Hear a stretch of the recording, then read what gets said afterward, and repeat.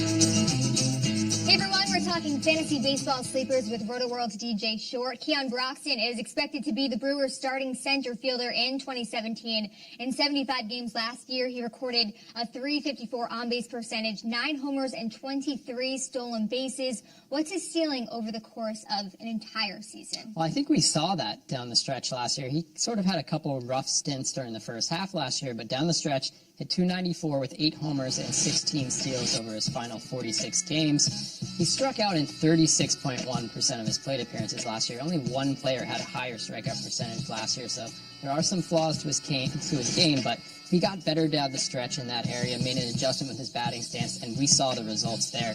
I think he's someone who could hit 15 to 20 homers, maybe steal you 30 bases over the course of the season. Considering he's being drafted 38th among outfielders right now, I think that's pretty big.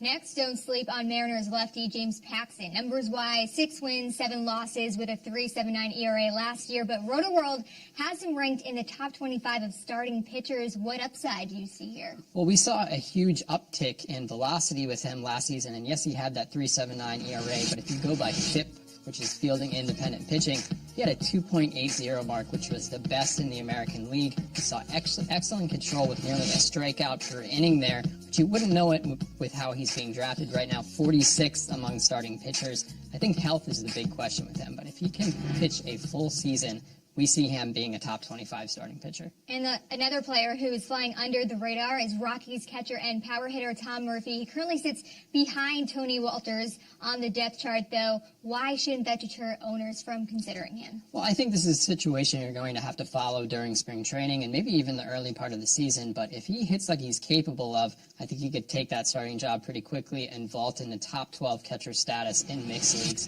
Hit .327 with 19 homers in just 80 games in AAA last year and really impressed down the stretch. Hit 5 home runs in 21 games with the Rockies last year.